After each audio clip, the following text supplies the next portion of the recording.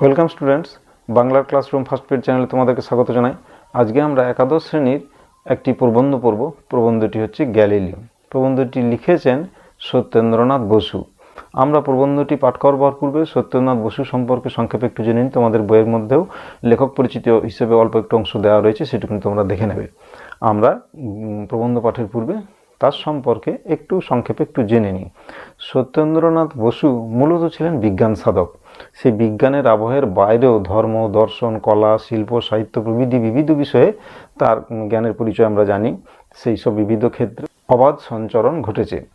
রবীন্দ্রনাথ, জগদীশচন্দ্র বসু এবং রামেন্দ্র সুন্দর ত্রিবেদী বাংলায় বিজ্ঞান শিক্ষার যে গতিধারার সূত্রপাত করেছিলেন সত্যেন্দ্রনাথ বসু, তাকে আরও একটু বিস্তৃতি দান করেছেন এবং সেই জন্যেই তিনি ঢাকায়, এই উদ্দেশ্যটাকে সামনে রেখেই তিনি ঢাকায় বিজ্ঞান পরিচয় নামক একটি পত্রিকা প্রকাশ করেছিলেন। বাংলা ভাষায় বিজ্ঞান চর্চার সার্থকতা বিষয়ে যারা সন্দিহান, যারা প্রশ্ন তোলেন যে বাংলা ভাষায় বিজ্ঞান শিক্ষা দেওয়া সম্ভব নয়, তিনি তাদের সম্পর্কে বলেছিলেন যে যারা বলেন বাংলা ভাষায় বিজ্ঞান হয় না, হয় তারা বাংলা জানে না, নয়তো বিজ্ঞান জানে না বলে তিনি মন্তব্য করেছিলেন। বিজ্ঞানের অতি জটিল বিষয়কেও তিনি খুব সহজ সরল ভাষায় বর্ণনা করেছেন। জনমানসে বিজ্ঞান চেতনার প্রসার এবং মাতৃভাষায় বিজ্ঞান চর্চার গতিকে অব্যাহত রাখবার জন্যে তিনি বঙ্গীয় বিজ্ঞান পরিষদ 1948 খ্রিস্টাব্দে প্রতিষ্ঠা করেন এবং এই পরিষদের মুখপত্র হিসেবে জ্ঞান ও বিজ্ঞান নামক একটি পত্রিকাও তিনি প্রকাশ করেন। এই জ্ঞান ও বিজ্ঞান পত্রিকার প্রকাশটাও একটা তার বিরাট কৃতিত্ব এবং বৈজ্ঞানিক নিবন্ধের সমাবেশে এই পত্রিকাটা ভরে উঠত। শুধু তাই নয়, সবুজপত্র, পরিচয় প্রভৃতি পত্রিকাতেও তার লেখনীর অসামান্যতা আমাদেরকে মুগ্ধ করে। তার লেখনীর নৈপুণ্যের পরিচয় এই সমস্ত বিবিধ পত্র পত্রিকাতেও মেলে। যাই হোক, আমরা এখন আমাদের যে প্রবন্ধটি পড়ব, সেই প্রবন্ধটি তো একটি জীবনী গ্রন্থ, জীবনীমূলক প্রবন্ধ হিসেবে আমরা গ্যালিলিওর বৃত্তান্তটাকে জানব। তা গ্যালিলিওর জন্ম থেকে মৃত্যু পর্যন্ত সমস্ত ঘটনা পর্ব তিনি বর্ণনা করেছেন। মাতৃভাষায় বিজ্ঞান চর্চার উদ্দেশ্যে তিনি যে বঙ্গীয় বিজ্ঞান পরিষদ প্রতিষ্ঠা করেছিলেন, তার মুখপত্র হিসেবে জ্ঞান ও বিজ্ঞান পত্রিকাটাকে তিনি প্রকাশ করেছিলেন এবং সেই জ্ঞান বিজ্ঞান পত্রিকাতেই আমাদের আলোচ্য এই গ্যালিলিও প্রবন্ধটি প্রকাশিত হয়েছিল 1964 খ্রিস্টাব্দে। যাই হোক, এইটুকুনি একটু আমরা জেনে নিলাম সংক্ষিপ্ত আলোচনা।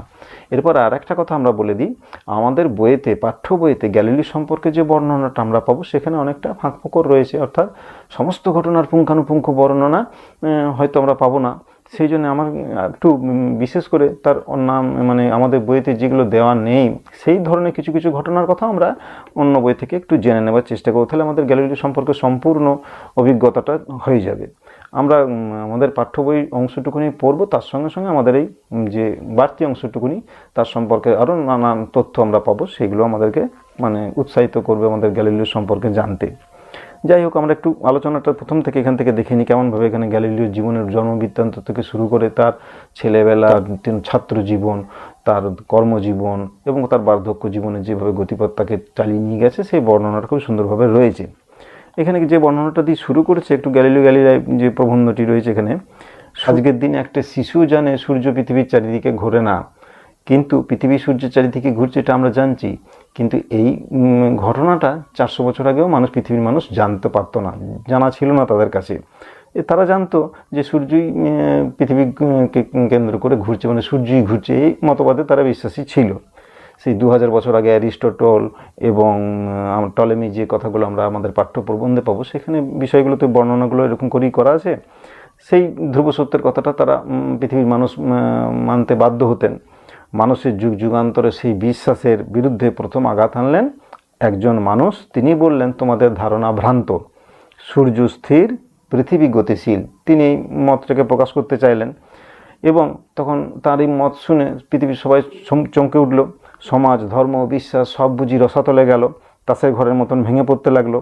একজোট হয়ে উঠল সমাজ ধর্মের রক্ষকরা। তখনকার দিনে প্রাচীনকালে ধর্ম একটা বিরাট প্রধান অংশ অধিকার করেছিল, ধর্মই সমাজকে চালনা করত। এইভাবে ধর্মের সঙ্গে একটা প্রত্যক্ষ সংগ্রামে গ্যালিলিও অবতীর্ণ হলেন। আঘাত নেমে এলো ফলপ্রসূ হিসেবেই দেখতে পাচ্ছি তাই সেই মানুষটার উপরে। আঘাতে আঘাতে মানুষটি নতজানি হলেও তার আবিষ্কৃত সত্য ওই সূর্যের মতন ভাস্বর হয়ে উঠল, যার আলোক ছটায় প্রদীপ্ত হয়ে উঠল ভবিষ্যৎ পৃথিবী। সেই ঘটনাটা তো আমরা আজকে জানছি যে তিনি যা বলে গেছিলেন আজকে সেটাই সত্য। শুধুমাত্র অন্ধ কুসংস্কারবশত ভ্রান্ত মতাদর্শের জন্যে ধর্মীয় পণ্ডিতেরা এই মতকে স্বীকার করতে চাননি। সে যাই হোক, সেই ঘটনাটা আমরা পড়বো, কেমন করে তার জীবনে অন্ধকার নেমে এলো এবং কিভাবে তার এই সমস্ত পরীক্ষা নিরীক্ষাকে মিথ্যা বলে প্রতিপন্ন করতে তার তৎপর হলেন। এই সমস্ত ঘটনাগুলো আমরা জানবো। 1633 সালের 22শে জুন 1633, তখন গ্যালিলিওর একেবারে শেষ দিকে অবস্থা। ইটালির রোম শহরের এক চার্চের একটি প্রশস্ত কক্ষে জমায়েত হয়েছেন বেশ কিছু মানুষ। তাদের বেশিরভাগই ধর্মীয় বিচারক, মানে বিচার চলছে। আমরা একটু শেষ থেকে শুরু করছি, তাহলে ভালো লাগবে শুনতে, বুঝতে। সকলেই সার দিয়ে বসে আছেন কক্ষের এক প্রান্তে। অন্য প্রান্তে দাঁড়িয়ে আছেন একজন 70 বছরের বৃদ্ধ, অসুস্থ শরীর, সাদা দাড়ি, মুখে চোখে ভয়ার্ত বিহ্বলতা, ঠোঁট দুটি থরথর করে কাঁপছে। কিছু বলতে গিয়েও বলতে পারছিলেন না, মনে হচ্ছিল কে যেন তার কণ্ঠনালী চেপে ধরছে। তবুও তিনি ধীরে ধীরে বলে উঠলেন। তাকে দিয়ে এই সমস্ত কথা বলানো হচ্ছে, তিনি মনে প্রাণে এগুলো তো বিশ্বাস করেন না, তবুও তাকে বলতে হচ্ছে। আমি সর্বসমক্ষে ঘোষণা করছি, আমি যা বিশ্বাস করেছি, যা প্রকাশ করেছি, তার সমস্তই ভ্রান্ত, ধর্মবিরুদ্ধ। ভবিষ্যতে আর কোনো দিন এই ধর্মবিরুদ্ধ ভ্রান্ত মতবাদ প্রচার করব না বা কাউকে শিক্ষা দেব না। আমি স্বীকার করছি পৃথিবী স্থির। তিনি নিজে বলছেন পৃথিবী স্থির, সূর্য তার চারিদিকে প্রদক্ষিণ করছে। কত অত্যাচার নেমে এলে একজন বিজ্ঞানী কথা বলতে বাধ্য হয়, সেই সম্পর্কে এগুলো ঘটনাগুলো আমরা পড়বো, এরপরে জানবো। মানুষটার স্তিমিত কণ্ঠ স্তব্ধ হয়ে এলো। ধীরে ধীরে নতজানু হয়ে বসে সামনে রাখা অঙ্গীকারপত্রে স্বাক্ষর করে উঠে দাঁড়ালেন। তারপরই অস্ফুট স্বর ধ্বনিত হলো তার কণ্ঠে, তবু পৃথিবী ঘুরছে, পৃথিবী ঘুরবে। এই বলে তার মনের সত্যের ভাবনার পরিচয়টা তিনি নিজের মন থেকে এই কথাটা বললেন। অত্যাচারিত সেই মানুষটির নাম হচ্ছে গ্যালিলিও গ্যালিলাই, আধুনিক জ্যোতির্বিজ্ঞানের প্রাণপুরুষ। সেই গ্যালিলিও গ্যালিলাই সম্পর্কে আমরা আমাদের রচনাটা পড়ব, প্রবন্ধটুকুনি জানব। গ্যালিলিওর জন্ম ইটালির পিসা শহরে। বাবা ছিলেন ব্যবসায়ী, কিন্তু সঙ্গীত ও অঙ্কশাস্ত্রের প্রতি তার ছিল গভীর ভালোবাসা। গ্যালিলিওর মা ছিলেন উগ্র স্বভাবের মহিলা। সামান্য ব্যাপারেই অন্যের প্রতি রাগ আর বিদ্রুপে ফেটে পড়তেন। এই ধরনের কথাগুলো আমাদের বইয়ে হয়তো নয়। এগুলো আমরা টোটাল গ্যালিলিও সম্পর্কে জানতে গেলে কথাগুলো গল্পের মতন একবার শোনা, শুধু এগুলো মুখস্থ করবার কিছু দরকার নেই। গ্যালিলিওর সম্পর্কে, চরিত্র সম্পর্কে, তার বৈশিষ্ট্যগুলো সম্পর্কে জানতে গেলে ঘটনাগুলো আমাদের কাজেই লাগবে। এগুলো জাস্ট এমনি একটু একবার শুধু শুনে যাওয়া, কেমনভাবে তার জীবন প্রবাহটা প্রবাহিত হয়েছিল ছোটোবেলা থেকে শুরু করে একেবারে মৃত্যু পর্যন্ত, সেই ঘটনার বর্ণনাটা খুব সুন্দরভাবে এখানে রয়েছে। সেইটুকুনি আমি একটু আলোচনা করে দিতে চাইছি। এইটুকুনি আর বর্ণনাটা মানে না পড়ে শুধু বইটুকুনি পড়লে খানিকটা ফাঁক থেকে যেত, এখানে সেই পুঙ্খানুপুঙ্খ বর্ণনাটুকুনি রয়েছে। এই বর্ণনাটা না শোনাতে পারলে মানে আমার খুবই খারাপ লাগছে বলে আমি জন্য বাধ্য হয়ে এইটুকুনি আমি আলোচনা করে দিতে চাইছি। যাই হোক, এখানে দেখে নিই কী কী বলছে। বাবা মায়ের সম্পর্কে সমস্ত বর্ণনাটা পাচ্ছি। বাবা ছিলেন ব্যবসায়ী, কিন্তু সঙ্গীত ও অঙ্কশাস্ত্রের প্রতি তার ছিল গভীর ভালোবাসা। গ্যালিলিওর মা ছিলেন উগ্র স্বভাবের মহিলা। সামান্য ব্যাপারেই অন্যের প্রতি রাগ আর বিদ্রুপে ফেটে পড়তেন। গ্যালিলিওর উত্তরাধিকার সূত্রে পিতামাতার কাছ থেকে এইসব গুণই পেয়েছিলেন। এইসব গুণগুলো আমরা তো আমাদের পাঠ্য বই প্রবন্ধটাতে দেখতে পেয়েছি। এইসব গুণের জন্যই মানে তার চরিত্রে এই বৈশিষ্ট্যগুলোর জন্যই তাকে পরবর্তীকালে অনেক বেগ পেতে হয়েছিল, তাকে সমস্যার মুখোমুখি পড়তে হয়েছিল। সেই কারণগুলো কি এখানে আমরা সেই ব্যাপারগুলো জানতে পারছি। গ্যালিলিওর মা কেমন ছিলেন, উগ্র স্বভাবের মহিলা ছিলেন, সামান্য ব্যাপারে অন্যের প্রতি রাগ করতেন, বিদ্রুপে ফেটে পড়তেন। গ্যালিলিও উত্তরাধিকার সূত্রে পিতামাতার কাছ থেকে এইসব গুণগুলো পেয়েছিলেন। আর বাবা যেটা বললেন আমরা জানতে পারছি কি সঙ্গীত এবং অঙ্কশাস্ত্রের প্রতি গভীর ভালোবাসা ছিল। সেই জন্য গ্যালিলিওর মধ্যেও সেই ব্যাপারগুলো আমরা লক্ষ্য করব। যাই হোক, পিতার অনিচ্ছা সত্ত্বেও অঙ্কশাস্ত্রের প্রতি অনুরাগ তাকে পরিণত করেছিল এক শ্রেষ্ঠ বিজ্ঞানীতে। বাবার ইচ্ছা ছিল না যে ছেলে অঙ্কশাস্ত্র নিয়ে পড়াশোনা করুক, কিন্তু তা সত্ত্বেও গ্যালিলিওর ভালো লাগা ছিল। সেই জন্য গ্যালিলিও একজন শ্রেষ্ঠ বিজ্ঞানীতে পরিণত হয়েছিলেন। যাই হোক, পরবর্তীকালে ঘটনাগুলো আমরা জানতে পারবো, সেই ব্যাপারগুলো কেমনভাবে কোন দিকে তাকে নিয়ে গেছে। অন্যদিকে নিজের উগ্র স্বভাব ও সহনশীলতার অভাবের জন্য চারপাশে গড়ে তুলেছিলেন অসংখ্য শত্রু। তার যে শত্রু দিনের পর দিন বেড়ে উঠেছিল, তার কারণগুলো কিন্তু তার চরিত্রের এই সমস্ত বৈশিষ্ট্যগুলো এবং পিতামাতার এইসব স্বভাবগুলো। কি না, উগ্র স্বভাব তার মায়ের কাছ থেকে তো তিনি পেয়েছিলেন, এবং সহনশীলতার অভাব, সহ্য শক্তির অভাব, ধৈর্যের অভাব, এগুলো তার চরিত্রের মধ্যে ছিল। এই সব বিষয়গুলো তারকে মানে শত্রু গড়ে তুলেছিল, যা তার অবর্ণনীয় দুঃখ কষ্টের জন্য আংশিক দায়ী। এগুলো খানিকটা তার দুঃখ কষ্টের জন্য দায়ী। মানুষকে যদি ঠিক সময় ঠিকভাবে নিজের চরিত্রটাকে পরিবর্তন করতে পারে, তাহলে সমাজের সঙ্গে সঙ্গে তাল মিলিয়ে চলা যায়। কিন্তু তার মনের বা চরিত্রের যে বৈশিষ্ট্য কথা সন্ধান আমরা পাচ্ছি, একগুঁয়ে স্বভাবের ছিলেন, উগ্র স্বভাবের ছিলেন, সহনশীলতার অভাব ছিলেন, যুক্তিতর্কের প্রতি প্রবল নিষ্ঠা ছিল। এই সব বৈশিষ্ট্যগুলো তার পরবর্তী জীবনে অশেষ দুঃখের কারণ হয়েছিল বলে আমরা আমাদের প্রবন্ধেও জানতে পেরেছি। যাই হোক, আমরা প্রবন্ধটাও আমরা পরবর্তীকালে পড়লাম একবার। ছেলেবেলা থেকেই গ্যালিলিওর মধ্যে প্রতিভার উন্মেষ ঘটেছিল। বিচিত্র বিষয়ের প্রতি তার ছিল কৌতূহল। সঙ্গীত, ছবি আঁকা, নানান যন্ত্রপাতি তৈরি করা, প্রথাগত গণ্ডির সীমার মধ্যে হাঁপিয়ে উঠতেন। মানে প্রথাগতভাবে যে পরীক্ষা নিরীক্ষা, ছাত্রছাত্রীদের পড়াশোনা, তার বাইরে গিয়ে তিনি নতুন কিছু ভাববার চেষ্টা করতেন। ক্লাসে যখন শিক্ষক মহাশয় ধর্মের কিংবা কাব্যের কোনো বিষয় পড়াচ্ছেন, তখন গ্যালিলিও একদৃষ্টে তাকিয়ে থাকতেন ক্লাসের জানলা দিয়ে দেখা ফালি আকাশের দিকে। ক্লাসের নিত্যদিনের পড়াশোনা তার হয়তো ভালো লাগতো না, নতুন কিছু তিনি ভাবছেন, তার মনের মধ্যে সবসময় এই ধরনের একটা অনুভূতি চলতো। সুদূর ওই নীল আকাশ তাকে হাতছানি দিয়ে ডাকে, তবুও আকাশ ছেড়ে ধর্মের দিকেই ঝুঁকে পড়লেন। ভ্যালম্ব্রাসার ধর্মীয় স্কুলে পড়তে পড়তে সেখানকার ধর্মীয় শিক্ষকদের প্রভাবে তিনি স্থির করলেন যাজকের পথই জীবনে গ্রহণ করবেন। এইভাবে তার মনে পরিবর্তন হচ্ছে। কখনো তার মনের মধ্যে অঙ্কশাস্ত্রের প্রতি গভীর আস্থা, গভীর ভালোবাসা, আবার এই ভ্যালম্ব্রাসার ধর্মীয় স্কুলে পড়তে পড়তে ওই ধর্মীয় যাজক হবার মনের বাসনা তার মধ্যে জেগে উঠছে। তখন তার বয়স মাত্র 13 বছর। বাবাকে নিজের মনের ইচ্ছার কথা জানিয়ে চিঠি লিখলেন যে এরকম আমি ধর্মীয় যাজক হতে চাই। বাবার ইচ্ছা ছিল গ্যালিলিও তার ব্যবসার কাজে সাহায্য করবে। তিনি চাইতেন না যে বাবা ওই ছেলে আমার ওই সন্ন্যাসী হয়ে যাক বা ধর্মীয় স্কুলে পড়ে যাজক হয়ে যাক, বাবা এটা চাইতেন না। সেই জন্য বাবা কী করলেন, বাবার চাইতেন সবসময় তিনি তার ব্যবসার কাজে ছেলে এসে সাহায্য করুক, ভবিষ্যতে দুজনে মিলে ব্যবসা আরও বড় করে তুলবেন। কিন্তু ছেলের এই ইচ্ছার কথা শুনে, মানে ধর্মীয় যাজক হব এই ইচ্ছার কথা শুনে ভীত হয়ে পড়লেন। সাথে সাথে তাকে স্কুল ছাড়িয়ে নিয়ে চলেন, যে বর্ণনাটা আমরা আমাদের পাঠ্য প্রবন্ধটাতে পাবো, যে চোখের দৃষ্টিশক্তি ক্ষীণ বলে তিনি চিঠি লিখে সেখান থেকে ছেলেকে ছাড়িয়ে নিয়ে চলে এলেন, বাড়িতে নিয়ে চলে এলেন। নিজের কাপড়ের দোকানের দেখাশোনার ভার দিলেন গ্যালিলিওর উপর। কাপড়ের দোকানের উপর তিনি ব্যবসার জন্য গ্যালিলিওকে লাগালেন। প্রথম কয়েকদিন উৎসাহের সাথে দোকানের কাজকর্ম দেখাশোনা করলেন, কিন্তু ক্রমশই অনুভব করলেন ব্যবসার কেনাবেচার হিসেব নিকাশের মধ্যে মন ভরছে না। মানে ব্যবসাটা তো তার লক্ষ্য নয়, বাবার নির্দেশে তিনি করতে বাধ্য হচ্ছেন। যখনই সময় পান পুঁথিপত্র নিয়ে বসেন, পড়াশোনার প্রতি অধিক আগ্রহ বা অঙ্কশাস্ত্রের প্রতি তার গভীর টান, সেগুলো তো রয়েছে চরিত্রগত বৈশিষ্ট্য হিসেবে। বিশেষ করে অঙ্ক, এক এক সময় অঙ্ক কষতে কষতে ব্যবসার কথা সম্পূর্ণ ভুলে যেতেন। ব্যবসার কাজে লাগিয়ে দিয়েছেন বাবা, কিন্তু তার মনের মধ্যে যে অঙ্কের প্রতি প্রেম রয়েছে সেইটার জন্য তিনি সময় পেলেই পুঁথিপত্র নিয়ে বসতেন এবং অঙ্ক কষতে কষতে ব্যবসার কাজে তার ভুলভ্রান্তি হচ্ছে। গ্যালিলিওর বাবা তার এই পড়াশোনার প্রতি আগ্রহ দেখে শেষ পর্যন্ত স্থির করলেন যে পথে নিশ্চিত অর্থ উপার্জনের সুযোগ আছে তাতেই ছেলেকে ভর্তি করবেন। গ্যালিলিওর ইচ্ছা ছিল অঙ্কশাস্ত্র নিয়ে পড়াশোনা করা, কিন্তু সে যুগে অঙ্কশাস্ত্রের না ছিল কোনো সম্মান, না ছিল কোনো অর্থনৈতিক সাফল্য। মানে সেই যুগে অঙ্কশাস্ত্রের মানে ম্যাথের উপরে কোনো সেরকম বিশেষ কোনো সাফল্য তিনি দেখতে পেতেন না। পিতারও সেরকম কোনো আগ্রহ ছিল না, এবং অঙ্কশাস্ত্র নিয়ে কেউ পড়লে তাকে কেউ সম্মানও প্রদর্শন করতো না। এইসব ব্যাপারগুলো ছিল। তাই পিতার আদেশে ডাক্তারি পড়ার জন্য তিনি ভর্তি হলেন পিসার বিশ্ববিদ্যালয়ে। বাবার ইচ্ছা কি, ছেলে আমার ডাক্তার হোক, ডাক্তারিতে প্রচুর অর্থাগম হবে, তার সংসারের আর্থিক দুরবস্থা দূর হবে। এইসব বিভিন্ন কারণে পিতা চাইলেন কি গ্যালিলিও ডাক্তারি পড়ুক। পিসা বিশ্ববিদ্যালয়ে এই জন্য তাকে ডাক্তারিতে ভর্তি করিয়ে দিলেন। চিকিৎসা শাস্ত্রের সঙ্গে সে যুগে পড়ানো হতো অ্যারিস্টটলের দর্শন। শুধু তো চিকিৎসাবিদ্যা নয়, চিকিৎসা শাস্ত্রের সঙ্গে অ্যারিস্টটলের দর্শন পড়ানো হতো। 2000 বছর আগে অ্যারিস্টটল, টলেমি, অন্য গ্রিক দার্শনিকরা যে কথা বলে গেছেন সেই যুগে তাকে অভ্রান্ত সত্য বলে মনে করা হতো। এই কথাটা তো আমরা আগেই বললাম, অ্যারিস্টটলের কথা, টলেমির কথা এবং তাদের যে ব্যাখ্যা তারা দিয়ে গেছেন বিশ্ববিন্যাসের সপক্ষে, সেগুলোকে সবাই অভ্রান্ত বলে মেনে নিতেন। কোনো ব্যাপারে কেউ কোনো প্রশ্ন জিজ্ঞাসা করলে অধ্যাপকরা অ্যারিস্টটলের রচনা থেকে উদ্ধৃতি দিয়ে বলতেন, আমাদের মাস্টার এই কথা বলে গিয়েছেন, আমাদের মাস্টার সেই কথা বলে গিয়েছেন বলে পণ্ডিতেরা, অধ্যাপকেরা ছাত্রছাত্রীদেরকে প্রমাণ হিসেবে অ্যারিস্টটলের কথাগুলোকে শুনিয়ে দিতেন।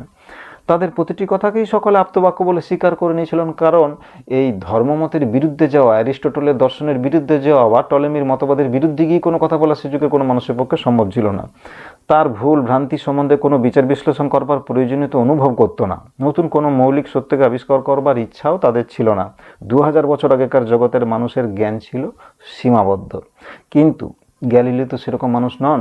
গ্যালিলিও ছোটবেলা থেকেই তার মনে জাগত নানান বিষয়ের জিজ্ঞাসা, অনুসন্ধিৎসু মন ছিল। সব কিছু জেনে বুঝে হাতে কলমে পরীক্ষা করে দেখে নেওয়ার মতন তার একটা ভেতর থেকে তাগিদ অনুভব হতো।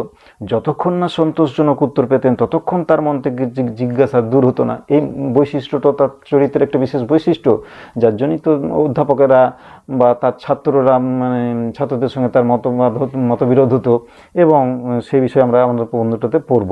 যাই হোক, এখানে যেটুকুনি বর্ণনাটা রয়েছে তাতে আমরা দেখতে পাচ্ছি কি না, তিনি মন থেকে সমস্ত প্রশ্নের উত্তর সম্পূর্ণরূপে পেলে তবে সেটাকে তিনি মানতেন, অর্থাৎ যুক্তি বুদ্ধি প্রয়োগ করে সন্তুষ্ট হলেই তিনি কোনো মতবাদকে গ্রহণ করতেন। বিশ্ববিদ্যালয়ে তো ভর্তি হলেন। বিশ্ববিদ্যালয়ে ভর্তি হয়ে শিক্ষকদের প্রতিটি কথাকেই তিনি ধ্রুব সত্য বলে মেনে নিতে পারলেন না। যেমনভাবে 5টা সাধারণ ছেলেমেয়ে পড়তে গিয়ে অধ্যাপকদের সমস্ত কথাকে ধ্রুব সত্য বলে মেনে নিতেন এবং তারা যে অধ্যাপকেরা যে অ্যারিস্টটলের টলেমির বর্ণনা বা মতবাদগুলোকে প্রকাশ করতেন সেই বিষয়গুলোকে অভ্রান্ত বলে ছাত্রছাত্রীরা মেনে নিতেন, কিন্তু গ্যালিলিও সেটা মানতে পারতেন না। প্রতিটি ক্লাসে শিক্ষকদের নানান বিষয়ে প্রশ্ন করে বিব্রত করে তুলতেন, কিন্তু তাতেও তার মন সন্তুষ্ট হলো না। নিজের ছোট্ট ঘরে গড়ে তুললেন একটা পরীক্ষাগার তৈরি করলেন পরীক্ষা নিরীক্ষার জন্যে। অতিথির প্রতিটি ধ্যান ধারণাকে বিচার করতেন, বিশ্লেষণ করে দেখতেন তার মধ্যে কতটা সত্য আর কতটুকুনি মিথ্যে। এইভাবে তিনি নিজেই পরীক্ষা চালনা করলেন, পরীক্ষাগার তৈরি করলেন এবং সমস্ত মতবাদগুলোকে বিচার বিশ্লেষণ করে যুক্তির মধ্যে দিয়ে উপনীত হয়ে সেটাকে গ্রহণ করতে চাইতেন। এই সময় গ্যালিলিও পরিচিত হলেন তার পিতার বন্ধু রিচির সাথে। সে সম্পর্কে বর্ণনা আমরা আমাদের প্রবন্ধতে পাবো। রিচি ছিলেন ইটালির রাজপরিবারের অঙ্কের শিক্ষক। গ্যালিলিও তখন পিসা বিশ্ববিদ্যালয়ের 2য় বর্ষের ছাত্র, বয়স 19। একদিন গ্যালিলিও রিচির বাড়িতে গিয়েছেন। রিচি তখন তার ঘরের মধ্যে ছাত্রদের ইউক্লিডের জ্যামিতি পড়াচ্ছিলেন। গ্যালিলিও ঘরের বাইরে দাঁড়িয়ে নিঃশব্দে শুনতে লাগলেন তার বক্তৃতা, যে বর্ণনাটা আমাদের প্রবন্ধতেও রয়েছে। তিনি বাইরে থেকে দাঁড়িয়ে শুনছিলেন এবং সেখানে দাঁড়িয়ে শুনি তার অঙ্কশাস্ত্রের প্রতি আরও গভীর অনুরাগ জন্মালো এবং সেটাই বর্ণনাটা এখানেও পাচ্ছি। গ্যালিলিও ঘরের বাইরে দাঁড়িয়ে নিঃশব্দে শুনতে লাগলেন তার বক্তৃতা। শুনতে শুনতে তন্ময় হয়ে গেলেন। নতুন করে আবার তার মনের মধ্যে জেগে উঠল অঙ্কের প্রতি দুর্নিবার আকর্ষণ। এদিকে তিনি পড়ছেন ডাক্তারি, 2য় বছর হচ্ছে, বয়স তার 19, কিন্তু আবার এরকমভাবে হঠাৎ করে পিতার এক বন্ধু রিচির সাথে পরিচয় হলো। ইটালির রাজপরিবারের অঙ্কের শিক্ষকের কাছে গিয়েছিলেন, তখন তিনি ছাত্রদেরকে পড়াচ্ছিলেন এবং বাইরে থেকে তিনি অঙ্কের প্রতি তার ভালোবাসাটা জাগলো বাইরে থেকে দাঁড়িয়ে শুনতে। এইটুকুনি আমরা জানতে পারলাম। আকর্ষণটা গড়ে উঠল। ডাক্তারি বইয়ের মধ্যে লুকিয়ে রেখে পড়তে আরম্ভ করলেন ইউক্লিড, আর্কিমিডিস, অঙ্কশাস্ত্রের এই সমস্ত ব্যাপারগুলো তাকে এত ভালো লেগেছে যে ডাক্তারি বইয়ের মধ্যে লুকিয়ে তিনি অঙ্কশাস্ত্রের বই নিয়ে গিয়ে পড়তেন। তাকে সাহায্য করতে এগিয়ে এলেন রিচি। ডাক্তারিতে আর মন নেই, দিনরাত চলতে লাগলো অঙ্কের চর্চা। এই সময় তার জীবনে ঘটলো একটা বিখ্যাত ঘটনা। এইভাবে তিনি এগিয়ে যাচ্ছেন তার নিজস্ব কর্মজগতের দিকে। কেমনভাবে ঘটনা কি ঘটলো দেখি। একদিন তিনি আরও অনেকের সাথে পিসার ক্যাথিড্রালে বসে প্রার্থনা করছিলেন। সেখানে ইটালিতে তো ক্যাথিড্রাল রয়েছে, প্রার্থনা ঘর রয়েছে। সেই ক্যাথিড্রালের মাঝখানে ছিল একটা বিরাট ঝাড় লণ্ঠন। একজন কর্মচারী তাতে প্রদীপ জ্বালাবার সময় অন্যমনস্কভাবে নাড়িয়ে দিয়েছিল। প্রতিবার ঝাড় লণ্ঠন তোলবার সাথে সাথে তার ঘর্ষণের আওয়াজ হতে থাকে। গ্যালিলিও লক্ষ্য করলেন ক্রমশই ঝাড় লণ্ঠনের দুলুনি কমে আসছে, কিন্তু প্রতিটি দুলুনির সাথে সাথে যে ঘর্ষণের আওয়াজ হচ্ছে তার গতি এক রয়ে গেছে। তিনি এটা দেখছেন, তার চোখের সামনেই ঘটনাগুলো ঘটছে। ডাক্তাররা যেভাবে নাড়ি দেখে সেইভাবে একদৃষ্টে দেখতে লাগলেন ঝাড় লণ্ঠনের দোলন। ক্রমশই তিনি উপলব্ধি করলেন ঝাড় লণ্ঠনের দোলানির মধ্যে একটা নির্দিষ্ট ছন্দ আছে। এর থেকে তিনি আবিষ্কার করলেন পেন্ডুলাম। গ্যালিলিওর মৃত্যুর পর তার ছেলে এই নকশা দেখেই তৈরি করেছিলেন পেন্ডুলাম ঘড়ি। এটাও আমাদের বইয়ে নেই, এই অংশটুকুনি আমরা একটু জানতে পারলাম পেন্ডুলামের ব্যাপারটা। ঝাড় লণ্ঠনের যে দুলুনির সময় যে ঘর্ষণের আওয়াজটা হচ্ছিল তার গতিটা এক থেকে গিয়েছিল, সেই সব ব্যাপারটা উপলব্ধি করে নির্দিষ্ট একটা ছন্দর ব্যাপারটা তিনি লক্ষ্য করলেন এবং এইভাবে তিনি পেন্ডুলাম আবিষ্কার করলেন। এইটুকুনি জানতে পারলাম। এই সব কাজে তিনি এত মনোনিবেশ করলেন যে স্কলারশিপের পরীক্ষায় উত্তীর্ণ হতে পারলেন না। বাবার তো ইচ্ছা ডাক্তারি পড়াবে ছেলেকে এবং ছেলে ডাক্তার হয়ে প্রচুর অর্থকাম করবে এবং তার সংসারের দৈনিক দুঃখ অর্জন যে কষ্ট সেটা তিনি দূরীভূত করতে পারবেন, কিন্তু ছেলের ইচ্ছা আবার অঙ্কের প্রতি তার এত নেশা যে তিনি ডাক্তারি পড়তে পড়তেও অঙ্কের বই লুকিয়ে নিয়ে গিয়ে পড়ছেন এবং তার সেইটার দিকেই মনোনিবেশ করছেন এবং এইসব করতে গিয়ে যে স্কলারশিপের টাকা পাওয়া যাবে সেই জন্য পরীক্ষায় উত্তীর্ণ হতে হবে, তিনি উত্তীর্ণ হতে পারলেন না। বাড়ির আর্থিক অবস্থা ক্রমশই খারাপের দিকে যাচ্ছিল। গ্যালিলিওর বাবা জানালেন সে যদি স্কলারশিপের অর্থ না পায় তবে তার পক্ষে পড়ার খরচ চালানো সম্ভব নয়। ডাক্তারি পড়াতেও তো অনেক খরচ, সে বাবা সেই কষ্ট করে খরচ চালাতে পারছেন না। তার স্কলারশিপের ব্যাপারটা খুবই দরকার ছিল, কিন্তু পরীক্ষায় তিনি পাস করতে পারলেন না। বাধ্য হয়েই তাকে বিশ্ববিদ্যালয় ছাড়তে হলো আর তার ডাক্তারি ডিগ্রি নেওয়া হলো না। তিনি ফিরে এলেন ফ্লোরেন্সে। এবার আর ডাক্তারি পরীক্ষায় উত্তীর্ণ হবার চিন্তা নেই, শুরু হলো পদার্থবিদ্যার অঙ্কশাস্ত্রের গভীর অনুশীলন। এইভাবে তার জীবনের পথটা পরিবর্তন হয়ে যাচ্ছে। কখনো তিনি ব্যবসার কাছে গিয়েছিলেন, কখনো তিনি ডাক্তারি পড়তে গেলেন, কখনো তিনি ওই ভেলম্বরা স্যার ধর্মতান্ত্রিক স্কুলে পড়লেন, সেখানে তিনি ধর্মীয় যাজক হতে চেয়েছিলেন। আবার পরবর্তীকালে তিনি ডাক্তারি বিশ্ববিদ্যালয়ে পিসি বিশ্ববিদ্যালয়ে এলেন, সেখানে তার অর্থাগমের জন্য তিনি স্কলারশিপে পরীক্ষা পাস করতে পারলেন না এবং অর্থাগম হলো না, ফলে বাধ্য হয়ে তাকে বিশ্ববিদ্যালয়ে ছাড়তে হলো। বাবা চেয়েছিলেন যে সংসারের হাল তিনি ধরবেন ডাক্তার হয়ে। যাই হোক, এইভাবে ডাক্তারি ডিগ্রিটা নেওয়া হলো না। আবার তিনি ফ্লোরেন্সে চলে এলেন। এখানে এসে আবার পদার্থবিদ্যা অঙ্কশাস্ত্রের গভীর অনুশীলন করতে লাগলেন। যেমন নিষ্ঠা তেমনি একাগ্রতা, খুব একাগ্র মনে তিনি এইসব বিষয়গুলোর উপরে অধ্যয়ন করতে লাগলেন। অল্প দিনের মধ্যেই তিনি দুটো বিষয়েই পারদর্শী হয়ে উঠলেন। শুধু পাণ্ডিত্য দিয়ে তো দারিদ্র ঘোচে না, এদিকে বাড়ির আর্থিক অবস্থা ক্রমশই খারাপ হতে থাকে। বাড়ির আর্থিক অবস্থা খুবই খারাপ। বাধ্য হয়ে চেষ্টা করতে লাগলেন যদি কোথাও অধ্যাপনার চাকরি পাওয়া যায়। বিভিন্ন বিশ্ববিদ্যালয়ে শিক্ষকতার জন্য আবেদন করতে থাকেন। এই সময় পিসি বিশ্ববিদ্যালয়ে অঙ্কের শিক্ষকের একটি পদ খালি ছিল। যে বিশ্ববিদ্যালয়ে তিনি ডাক্তারি পড়তে গিয়েছিলেন সেই বিশ্ববিদ্যালয়ে অঙ্কের একটি পদ খালি ছিল, মাইনে মাত্র 20 শিলিং। এই ব্যাপারটাও আমরা আমাদের প্রবন্ধে পাবো। তবু সানন্দে সেই পদ গ্রহণ করলেন গ্যালিলিও, মানে খুবই কম তখনকার দিনের 20 শিলিং যে মাইনেটা পেতেন অঙ্কের পদের জন্যে, সেই পদটাই তিনি গ্রহণ করতে বাধ্য হলেন। তখন তিনি 25 বছরের এক তরুণ। এটাকে আমরা দেখেছিলাম 19 বছর বয়সে ওই তার রিচির সঙ্গে তার সংলাপ হচ্ছে, আলাপ পরিচয় হচ্ছে। এখন তার বয়স হয়েছে 25 বছর। এইভাবে তিনি পিসি বিশ্ববিদ্যালয়ে অঙ্কের শিক্ষক হয়ে ঢুকলেন। বিশ্ববিদ্যালয়ের রাঙিনায় পা রাখতেই গ্যালিলিও দেখলেন যেদিকেই তাকান শুধু অ্যারিস্টটল আর অ্যারিস্টটল। তিনি যা কিছু বলে গিয়েছেন তাই সত্য, তাকে নিয়ে ভাবনার প্রয়োজন নেই।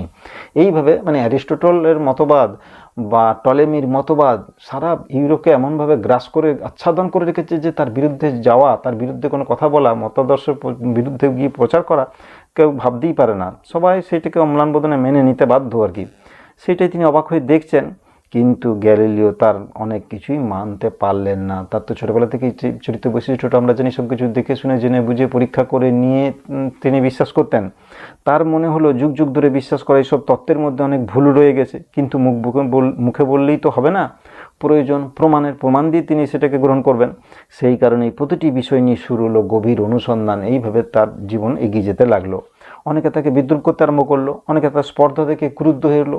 একজন ছেলে এত বড় সমাজের বিরুদ্ধে গিয়ে, ধর্মীয় মতবাদের বিরুদ্ধে গিয়ে, গোটা জগতের বিরুদ্ধে গিয়ে যদি কেউ প্রতিবাদ করতে পারে তাহলে তার সাহস দেখে তো সবাই অবাক হবেই। সেই জন্য অনেকে আবার বিদ্রুপ করতে আরম্ভ করলো, অনেকে ক্রুদ্ধ হয়ে উঠলো, কেউ কেউ তাকে সরাসরি ভীতি প্রদর্শন করতে আরম্ভ করলো। কিন্তু গ্যালিলিও কোনো কিছুতেই ভ্রুক্ষেপ করলেন না। উপরন্তু তিনি স্পষ্ট ভাষায় বললেন, দুটি জিনিসকে উপর থেকে একই সঙ্গে ফেললে ভারী জিনিসটি আগে পড়বে, হালকা জিনিসটি পরে মাটি স্পর্শ করবে। অ্যারিস্টটলের এই তথ্যটা ভুল। অ্যারিস্টটলের দর্শন, অ্যারিস্টটলের মতবাদ, টলেমির মতবাদ সমগ্র সমাজে ছড়িয়ে রয়েছে এবং সেটা সবাই মানে, কেউ এর বিরুদ্ধ মতচান করে না। গ্যালিলিও আবার অ্যারিস্টটলের এই মতবাদটিকে ভুল প্রতিপন্ন করে দিয়ে এই সমস্ত কথা বলছেন যে দুটি জিনিসকে উপর থেকে ফেলে দিলে একসঙ্গে ভারী জিনিসটি আগে পড়বে, হালকা জিনিসটি পরে মাটি স্পর্শ করবে। অ্যারিস্টটলের এই মতবাদটা ভুল, তিনি এটা বললেন। প্রকৃতপক্ষে দুটি জিনিসই একসঙ্গেই পড়বে বলে তিনি বলতে লাগলেন। বিশ্ববিদ্যালয়ের অধ্যাপকরা তার প্রতি ব্যঙ্গ শুরু করলো। একটি 10 পাউন্ডের জিনিস আর একটি 1 পাউন্ডের জিনিস উপর থেকে ফেললে একই সাথে মাটিতে পড়বে, কথা পাগলেও বিশ্বাস করবে না বলে অধ্যাপকরা বলতে লাগলেন। গ্যালিলিও বললেন, আমি সকলের সামনে প্রমাণ করব আমার বক্তব্য সত্যতা। তিনি তো সবকিছু পরীক্ষা নিরীক্ষার মধ্যে দিয়ে সত্যতাটাকে যাচাই করেন, তবে তো তিনি সেই মতবাদটা গ্রহণ করেন। সেটাও তিনি বললেন যে আমি এটা প্রমাণ করে ছাড়বো। বিশ্ববিদ্যালয়ের শিক্ষক, ছাত্র, শহরের সমস্ত জ্ঞানীগুণী মানুষদের সাথে নিয়ে গ্যালিলিও এলেন পিসার বিখ্যাত হেলানো টাওয়ারের সামনে। আমার কাছে আর একটা বই আছে, এই সমস্ত বইগুলো আমার পড়ানো হয়ে গেলে আমি সেই বইটাও আমি তোমাদেরকে পরে দেখিয়ে দেবো। এবং সেখানে পিসা বিশ্ববিদ্যালয় পিসার যে হেলানো টাওয়ার রয়েছে, ছবি ছাপারগুলোও রয়েছে, সেগুলো আমি দেখিয়ে দেবো কেমনভাবে 10 ডিগ্রি হেলে রয়েছে। সেটা এখনও আজ পর্যন্ত হেলে রয়েছে 10 ডিগ্রি। এবং সেই টাওয়ারের সামনে গিয়ে তিনি এই পরীক্ষাটা করছেন। কি বলছেন? বিশ্ববিদ্যালয়ের শিক্ষক, ছাত্র, শহরের সমস্ত জ্ঞানীগুণী মানুষদের সাথে নিয়ে গিয়ে গ্যালিলিও এলেন পিসার বিখ্যাত হেলানো টাওয়ারের সামনে। কয়েকজনকে নিয়ে তিনি উঠে গেলেন টাওয়ারের মাথায়। এক হাতে 10 পাউন্ডের বল, অন্য হাতে 1 পাউন্ডের বল, দুটিকে একই সাথে উপর থেকে ফেলে দিলেন। সকলে বিস্মিত হয়ে দেখলো দুটি বল একই সাথে মাটি স্পর্শ করলো। সবার চোখের সামনে ঘটনাগুলো ঘটছে।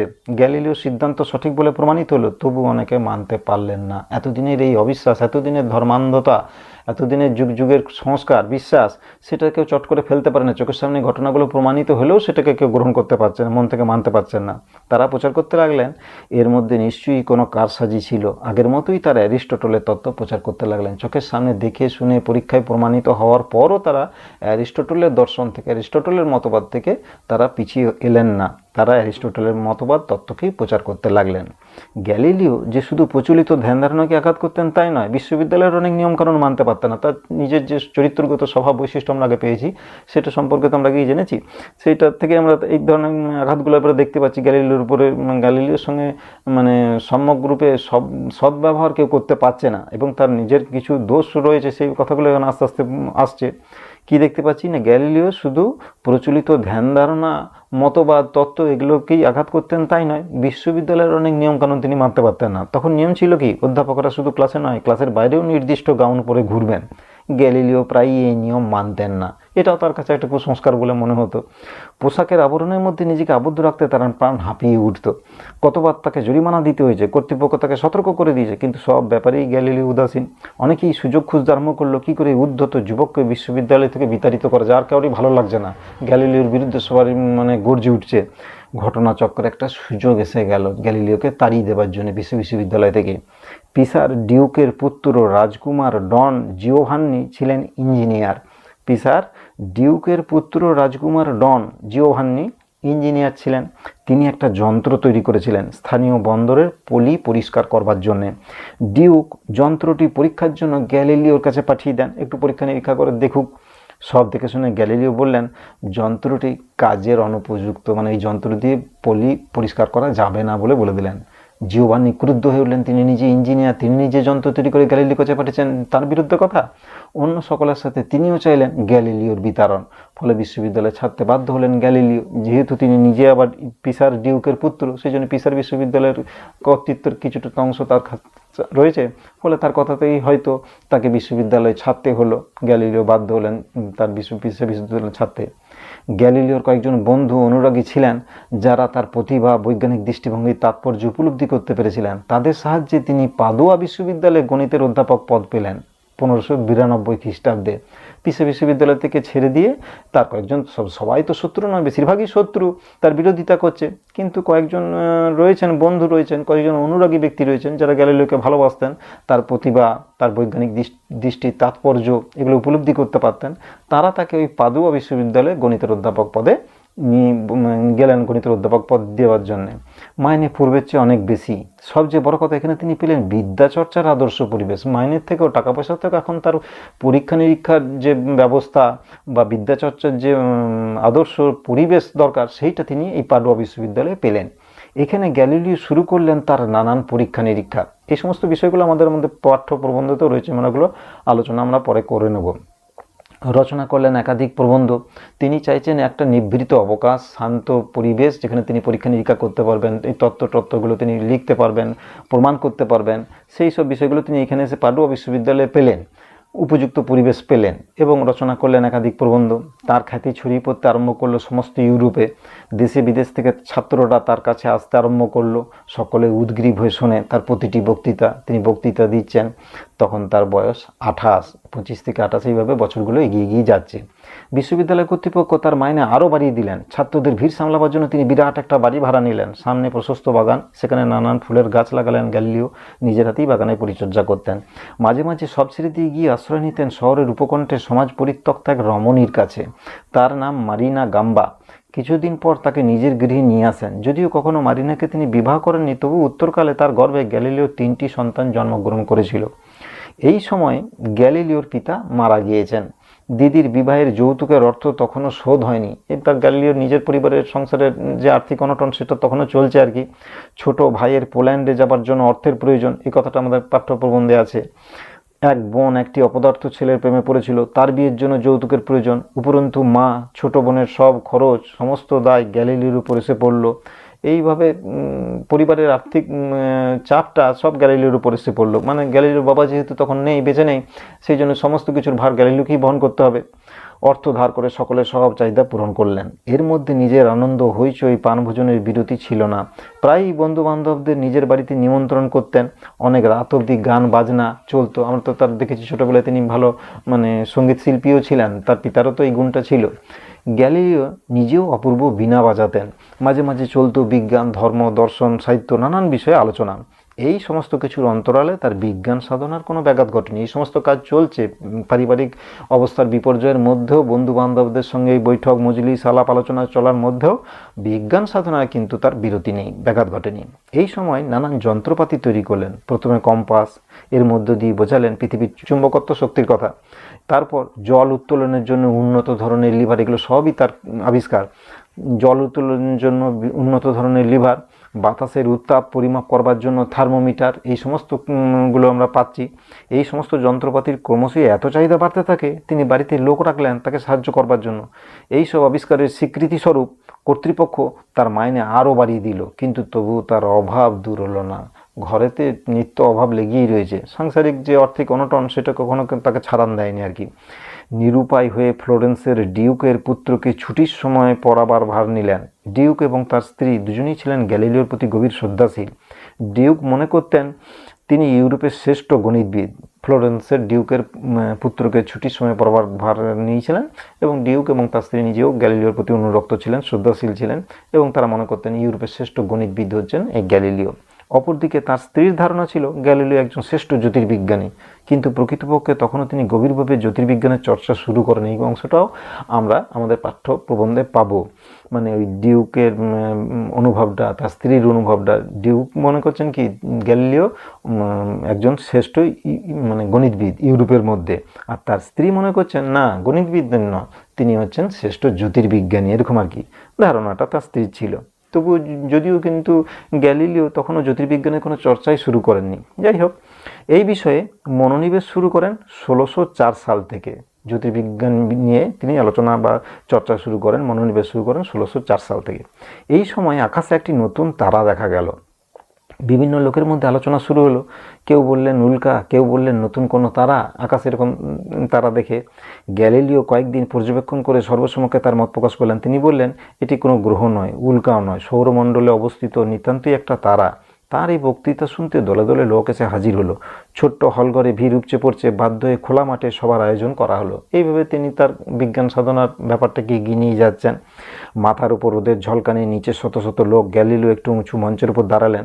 মাঝারি আকৃতির মানুষ, মাথায় লাল চুল, মোটা থেবড়া নাক, মুখশ্রীতির এতটুকু সৌন্দর্য নেই, শুধু চোখ দুটি আশ্চর্য রকমের উজ্জ্বল আর অপূর্ব ব্যক্তিত্বময় কণ্ঠস্বর। এই গ্যালিলিওর বর্ণনাটা আমরা পাচ্ছি। এরপর তিনি বেশ কয়েকটি প্রবন্ধ রচনা করলেন জ্যোতির্বিজ্ঞানের উপরে। তার সাথে লিখতে লাগলেন গতিতত্ত্ব, বিশ্ব প্রকৃতি, শব্দ, আলো, রং প্রভৃতি নানান বিষয়ের উপরে রচনা। কিন্তু তখনও তার জীবনের শ্রেষ্ঠ কাজটা বাকি ছিল। এখনও আমরা তার গ্যালিলিওকে যেভাবে চিনি সেই সম্পর্কিত ঘটনাটা এখনও তার ঘটেনি জীবনে, সেটা এখনও বাকি আছে। কি সেটা পরে জানতে পারছি। 1609 সাল চারধারে গুজব শোনা গেল একজন ডাচ হল্যান্ডের লোক, চশমার দোকানের কর্মচারী, কাজ করতে করতে এমন একটা জিনিস বার করেছে যা দিয়ে নাকি অনেক দূরের জিনিস দেখা যায়। এই ব্যাপারটাও আমরা আমাদের পাঠ্যপ্রবন্ধে পাবো, সেগুলো আমরা পড়বো। কিন্তু এখানে অনেকগুলো তথ্য আমরা নতুন নতুন পাচ্ছি বলে এটা আমাদের পড়ে নিতে ভালো লাগছে। আশা করি তোমাদেরও শুনতে ভালো লাগছে। 1609 সালে এই ঘটনাটা ঘটছে। গুজব শোনা গেছে যে এরকম হল্যান্ডের একজন লোক, ডাচ লোক, চশমার দোকানের কর্মচারী, সে এরকম একটা যন্ত্র বার করেছে যেটা নাকি অনেক দূরের জিনিসকে খুব বড় দেখাচ্ছে, কাছ থেকে দেখাচ্ছে, অনেক দূরের জিনিস দেখা যাচ্ছে। গ্যালিলিও কথাটি শুনলেন। শুরু হলো চিন্তাভাবনা। নানাভাবে পরীক্ষা নিরীক্ষা করার পর একটি ফাঁকা নলের মধ্যে একটি উত্তল একটি অবতল লেন্সকে নির্দিষ্ট দূরত্বে বসাতেই দেখতে পেলেন বহু দূরের বাড়িটি মনে হচ্ছে কয়েক হাতের মধ্যে শিখেছে। তিনিও সঙ্গে সঙ্গে পরীক্ষা নিরীক্ষায় ব্যস্ত হয়ে পড়লেন এবং তিনিও এই ধরনের একটি ব্যাপার ঘটনা দেখতে পাইলেন। তার ফলে আবিষ্কৃত হলো টেলিস্কোপ। যদিও অনেকে তার এই কৃতিত্বকে স্বীকার করতে চান না, কারণ তার আগেই হ্যান্স লিপারহে এটি আবিষ্কার করেছিলেন। কিন্তু প্রকৃতপক্ষে সেটি ছিল আকস্মিক ঘটে যাওয়া আবিষ্কার। কিন্তু গ্যালিলিও কোনো কিছু না জেনে নিজের চিন্তাভাবনা এটি সৃষ্টি করেছিলেন। শুধু তাই নয়, তার হাতেই টেলিস্কোপ সর্বাঙ্গ সুন্দর হয়ে ওঠে। এই ব্যাপারে একটু দ্বিমত রয়েছে যে টেলিস্কোপটা হয়তো তার আগেই তৈরি হয়ে গেছিল। তবুও কিন্তু গ্যালিলিও ওইসব পুরনো ব্যাপার না দেখে না জেনে তিনি নিজে নিজেই এই ব্যাপারটা তৈরি করেছিলেন এবং নিজস্ব চিন্তাভাবনায় এটা সৃষ্টি করেছিলেন। টেলিস্কোপ আবিষ্কারের কৃতিত্বটাও তাকে সমানভাবে দিতে হবে এবং তার হাতেই এই টেলিস্কোপটা সর্বাঙ্গ সুন্দর হয়ে ওঠে। অবশেষে 1609 সালের 21শে আগস্ট তিনি সর্বসমক্ষে প্রদর্শনের জন্য টেলিস্কোপ নিয়ে গেলেন ভেনিসের এক উঁচু বাড়ির মাথায়। লোকেরা বিস্ময়ে দেখতে লাগলো 2 মাইল দূরের সমুদ্র, তাতে ভেসে চলা জাহাজ, আরও দূরের পাহাড়, রাতের আকাশে বড় বড় তারা, চারিদিকে আলোড়ন পড়ে গেল। পাদুয়া বিশ্ববিদ্যালয় তার কৃতিত্বকে সম্বর্ধনা জানিয়ে তাকে আজীবন অধ্যাপক পদ দিলেন। পাদুয়া বিশ্ববিদ্যালয়ের সঙ্গে তো তার একটা ভালো সম্পর্ক ছিল। তাকে কি করলো, তার কৃতিত্বটাকে সম্বর্ধনা জানিয়ে তাকে আজীবন অধ্যাপক পদ দিলেন। এটা তার একটা বিরাট কৃতিত্ব আর কি। চারিদিক থেকে টেলিস্কোপ তৈরির অর্ডার আসতে লাগলো। তিনি বাড়িতে কারখানা করে প্রায় 100টির মতন টেলিস্কোপ তৈরি করলেন। এইটা বর্ণনাটা আমাদের পাঠ্যপ্রবন্ধে আছে। বাড়ি হয়ে উঠলো ফ্যাক্টরি, কারুশালা, সেই ব্যাপারটা এখানে পাচ্ছি। 100টির মতন টেলিস্কোপ তৈরি করলেন, অনেকগুলি বিক্রি করলেন, আর কিছু নগরের গণ্যমান্য কয়েকজনকে উপহার দিলেন, আর নিজের জন্য তৈরি করলেন অপেক্ষাকৃত শক্তিশালী একটা টেলিস্কোপ। আকারে আয়তনে এই টেলিস্কোপ অন্য সব টেলিস্কোপের চেয়ে বড়। এই ব্যাপারে তিনি এইসব ব্যাপারে তিনি বিজ্ঞানের পরীক্ষা নিরীক্ষাগুলো করছেন। বিরাট সেই টেলিস্কোপ দিয়ে খুঁটি খুঁটি গ্যালিলিও পর্যবেক্ষণ করতে আরম্ভ করলেন সমস্ত আকাশের প্রতিটি গ্রহ, নক্ষত্র, উপগ্রহের সাথে পরিচিত হলেন। তিনি লক্ষ্য করলেন তাদের বৈচিত্র্য, বৈশিষ্ট্য। তিনি বললেন চাঁদ একটি উপগ্রহ। এইসব নতুন নতুন তথ্য, নতুন নতুন পরীক্ষা নিরীক্ষা তিনি করছেন টেলিস্কোপ আবিষ্কারের পরে। তার মধ্যে রয়েছে ছোট বড় অসংখ্য পাহাড় আর গিরিখাত, চাঁদ, তার গ্রহ, উপগ্রহ, সমস্ত কিছু এগুলো তিনি আবিষ্কার করছেন। পাহাড়, গিরিখাত দেখতে পাচ্ছেন। তিনি আবিষ্কার করলেন শনির বলয়, জুপিটারের উপগ্রহ, ক্ষুদ্র ক্ষুদ্র গ্রহপুঞ্জ। এই পর্যবেক্ষণ আর আবিষ্কারের উপর ভিত্তি করে তিনি রচনা করলেন প্রথম বই, দি মেসেঞ্জার বলে একটি বইও তিনি রচনা করলেন। এত আবিষ্কার, খ্যাতি, অর্থ, সম্মান পেয়েও কিছুতেই সন্তুষ্ট হলেন না গ্যালিলিও। তার মনে হলো ভাগ্য যতই পাখা মেলে উঠছে ততই মনের সব আশা নিরাশার জগতে হারিয়ে যাচ্ছে। পাদুয়ার পরিবেশ ক্রমশই তার কাছে বৈচিত্র্যহীন মনে হতে লাগলো। তাছাড়া ছাত্রদের ভিড়, বিশ্ববিদ্যালয়ের বক্তৃতা, ক্লাস নেওয়া, সব মিলিয়ে তার মনে হলো নিজের গবেষণার সময় ক্রমশ হারিয়ে যাচ্ছে। তিনি তো গবেষণা করতে চাচ্ছেন, তিনি তো ছিলেন বিজ্ঞানী, গবেষণা করবেন, নিজে তো ঘরে পরীক্ষাগার তৈরি করেছিলেন, কিন্তু তার সময়টা কম। তাকে বিবিধ কাজ করতে হচ্ছে, ছাত্রদের ভিড় সামলাতে হচ্ছে, বিশ্ববিদ্যালয়ের বক্তৃতা করতে হচ্ছে, ক্লাস নিতে হচ্ছে। তার জন্য তিনি পর্যাপ্ত সময় পাচ্ছেন না, নিজের গবেষণার সময় হারিয়ে যাচ্ছে। তিনি মুক্তির আশায় পিসার বিশ্ববিদ্যালয়ে ফিরে যাবার জন্য ডিউকের কাছে আবেদন করলেন। সেই পিসার বিশ্ববিদ্যালয়ে যারা তাকে তাড়িয়ে দিয়েছিলেন, সেই ডিউকের কাছে আবেদন করলেন, কিন্তু ডিউক তার আবেদনে কর্ণপাত করলেন না। অবশেষে ডিউক মারা যাওয়ার পর তার পুত্র দ্বিতীয় কসিমো নতুন ডিউক হলেন। তিনি ছিলেন গ্যালিলিওর প্রাক্তন ছাত্র। তিনি গুরুকে আমন্ত্রণ জানালেন। সেই আমন্ত্রণে সাড়া দিয়ে পিসার বিশ্ববিদ্যালয়ে অঙ্কের প্রধান অধ্যাপকের পদ গ্রহণ করলেন। সেই সঙ্গে ডিউকের দর্শন ও অঙ্কের শিক্ষকের পদ পেলেন। এইভাবে তিনি আবার পুরনো সেই পিসা বিশ্ববিদ্যালয়ে যে ডিউক ছিলেন, ডিউকের পুত্র যখন আবার ডিউক হলেন, তখন সেই পুত্রের অনুরোধে তিনি ওই পিসা বিশ্ববিদ্যালয়ে জায়গা পেলেন। এইভাবে তার জীবনটার মোড়টা ঘুরছে। ক্লাস করবার বা পিসায় থাকবার বাধ্যবাধকতা থেকে মুক্তি পেলেন। এইসব সুযোগ সুবিধাগুলো নতুন ডিউক দিলেন, কিন্তু সাথে সাথে তার জীবনে নেমে এলো বিপর্যয়।